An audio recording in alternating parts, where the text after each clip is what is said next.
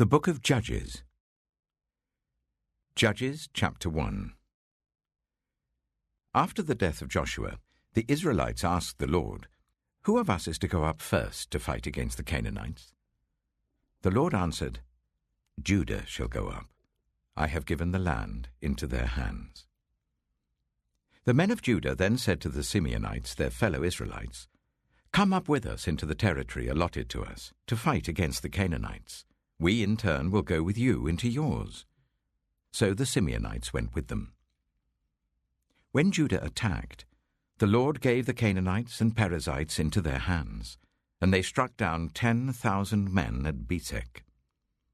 It was there that they found Adoni-Bezek and fought against him, putting to rout the Canaanites and Perizzites. Adoni-Bezek fled, but they chased him and caught him, and cut off his thumbs and big toes. Then Adoni-Bezek said, 70 kings with their thumbs and big toes cut off have picked up scraps under my table. Now God has paid me back for what I did to them." They brought him to Jerusalem, and he died there. The men of Judah attacked Jerusalem also and took it. They put the city to the sword and set it on fire. After that, Judah went down to fight against the Canaanites living in the hill country, the Negev and the western foothills. They advanced against the Canaanites living in Hebron, formerly called Kiriath-Arba, and defeated Sheshai, Ahiman, and Talmai. From there they advanced against the people living in Debir, formerly called Kiriath-Sepher. And Caleb said, "I will give my daughter Aksah in marriage to the man who attacks and captures Kiriath-Sepher." Othniel, son of Kenaz, Caleb's younger brother, took it. So Caleb gave his daughter Aksah to him in marriage. One day, when she came to Othniel, she urged him to ask her father for a field. When she got off her donkey, Caleb asked her, "What can I do for you?" She replied, "Do me a special favor. Since you have given me the land in the Negev, give me also springs of water." So Caleb gave her the upper and lower springs. The descendants of Moses' father-in-law, the Kenite, went up from the city of palms with the people of Judah to live among the inhabitants of the desert of Judah in the Negev near Arad. Then the men of Judah went with the Simeonites, their fellow Israelites, and attacked the Canaanites living in Zephath, and they totally destroyed the city. Therefore it was called Hormah. Judah also took Gaza, Ashkelon, and Ekron, each city with its territory. The Lord was with the men of Judah.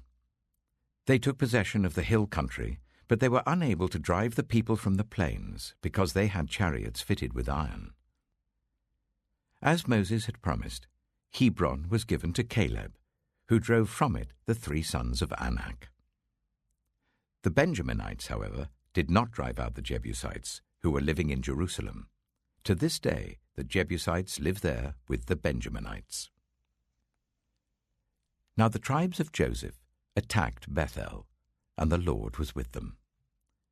When they sent men to spy out Bethel, formerly called Luz, the spies saw a man come out of the city, and they said to him, "Show us how to get into the city, and we will see that you are treated well." So he showed them, and they put the city to the sword, but spared the man and his whole family. He then went to the land of the Hittites, where he built a city, and called it Luz, which is its name to this day. But Manasseh did not drive out the people of Bethshan, or Taanach, or Dor, or Iblam, or Megiddo, and their surrounding settlements, for the Canaanites were determined to live in that land. When Israel became strong, they pressed the Canaanites into forced labor, but never drove them out completely. Nor did Ephraim drive out the Canaanites living in Gezer, but the Canaanites continued to live there among them. Neither did Zebulun drive out the Canaanites living in Kitron, or Nahalol. So these Canaanites lived among them, but Zebulun did subject them to forced labor. Nor did Asher drive out those living in Akko, or Sidon, or Alab, or Aksib, or Helba, or Aphek, or Rehob. The Asherites lived among the Canaanite inhabitants of the land because they did not drive them out. Neither did Naphtali drive out those living in Beth-shemesh or Beth-anath.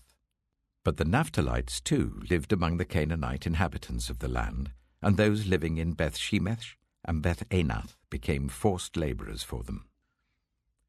The Amorites confined the Danites to the hill country, not allowing them to come down into the plain. And the Amorites were determined also to hold out in Mount Heres, Ajalon, and Shaalbim. But when the power of the tribes of Joseph increased, they too were pressed into forced labour. The boundary of the Amorites was from Scorpion Pass to Selah and beyond.